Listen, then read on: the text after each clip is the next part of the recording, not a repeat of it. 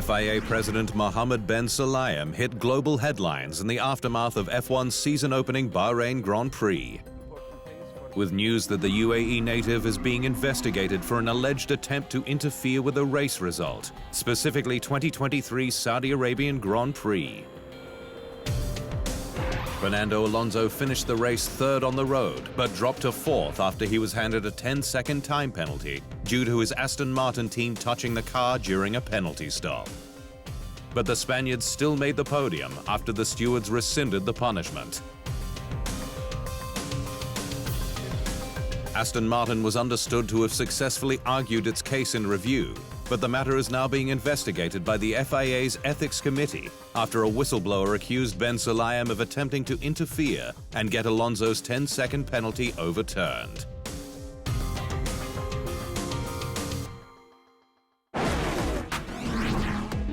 Meanwhile, at Red Bull, Christian Horner's career as team boss hangs in the balance as F1 heads to Saudi Arabia, with pressure mounting on the team, brand and sport to remove him from his role.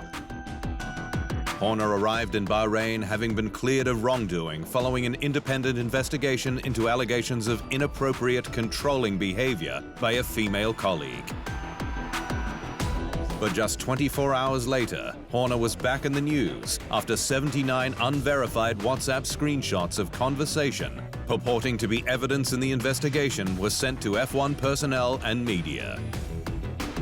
It's not yet known whether the files, which were sent via an anonymous email that contained a link to a Google Drive folder, are legitimate. But Horner has remained tight-lipped. "I won't comment on anonymous speculation," Horner said, "but to reiterate, I have always denied the allegations. I respected the integrity of the independent investigation and fully cooperated with it every step of the way."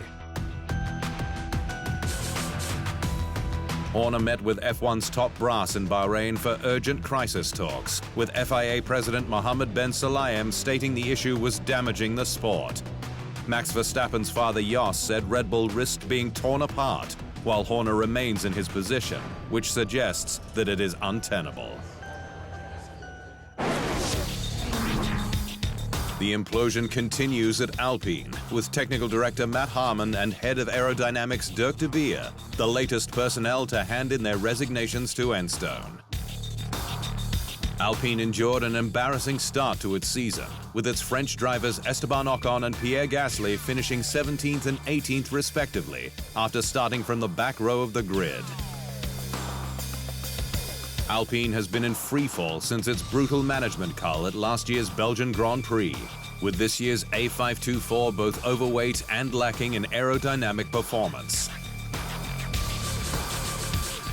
"We knew the start of the season was going to be difficult, and that has been the case in Bahrain," said team boss Bruno Famin.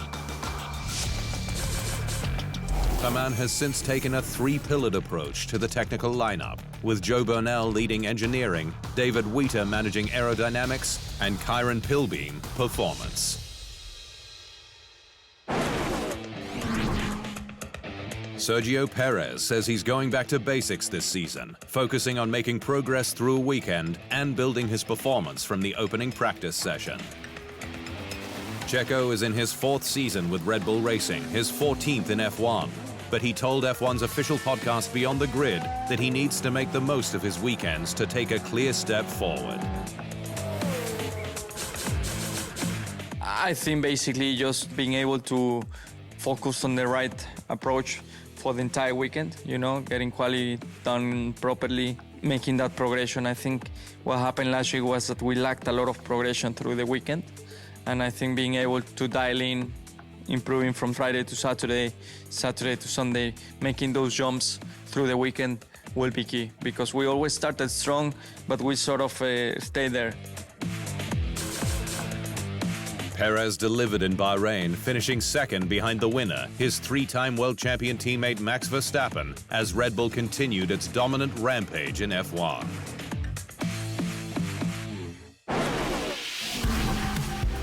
Bahrain is eyeing up a permanent shift to a Saturday race, given boosted sales for its Middle Eastern weekend format. Bahrain had to run a Saturday race after its double-header partner Saudi Arabia was brought forward to avoid a clash with Ramadan, and 7 days required between events.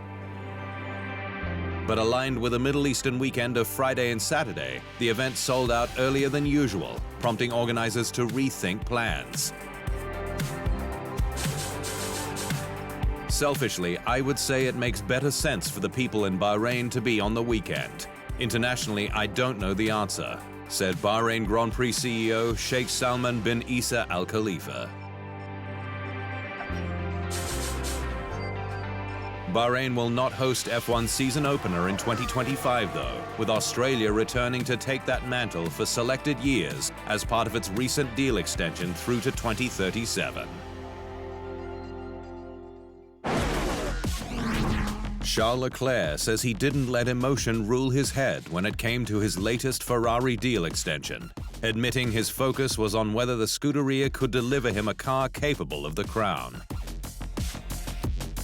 Leclerc signed a new contract extension with Ferrari in late January that would take him beyond 2024, with reports stating it's a 3-year deal through to 2027 with a further option to 2029. The Monegasque says that he knew of talks with Hamilton ahead of his extension, with the Brit confirmed a week after his own announcement, but Leclerc only had eyes for performance. I had to ask myself a question whether this was the best place I see myself to have the best chances to win a championship in the next few years, he said.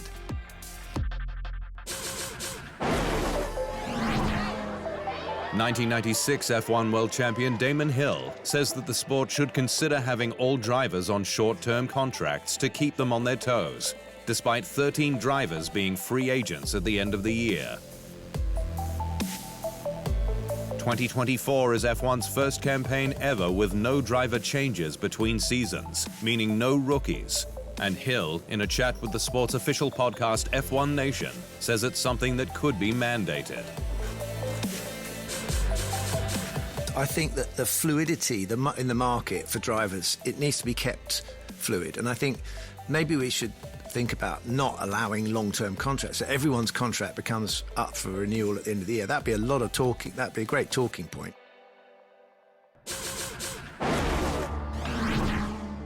Tensions were high at Red Bull's sister squad RB post-Bahrain, with Yuki Tsunoda left fuming that he was ordered to let teammate Daniel Ricciardo pass for a crack at Haas's Kevin Magnussen.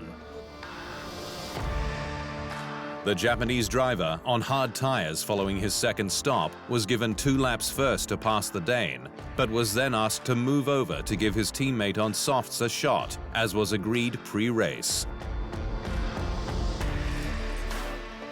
But while Tsunoda let Ricciardo through after an outburst on team radio, he dangerously dive-bombed Ricciardo on the cooldown lap to show his displeasure that the Australian driver didn't swap the place back after he failed to pass Magnussen. It's not easy, probably, because they're in the zone and they feel they can do it. But we see from the data that they won't, so we have to make those decisions, said CEO Peter Bayer.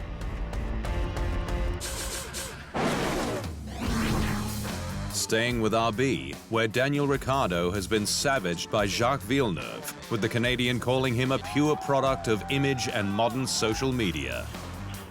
The 1997 F1 World Champion is relentlessly outspoken on the sport, but didn't hold back when asked about Ricciardo, stating that you can't base his career on results, that he doesn't do brilliantly against teammate Yuki Tsunoda, and that he's only in F1 as he brings value. There are many drivers who are as quick as him but don't have his image, so you might as well take the one with the image, he said.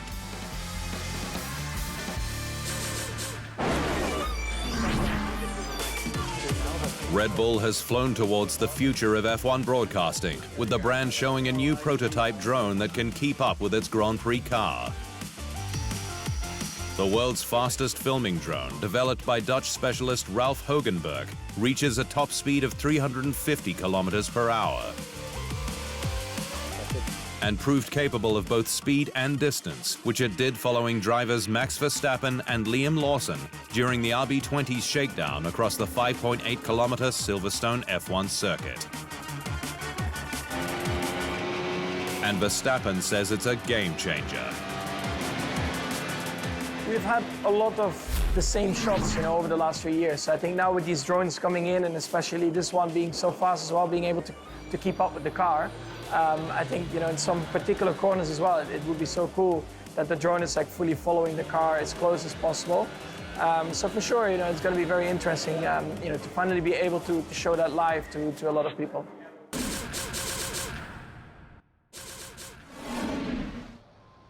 Thanks for watching. To stay up to speed on all things Formula One, make sure you hit the subscribe button.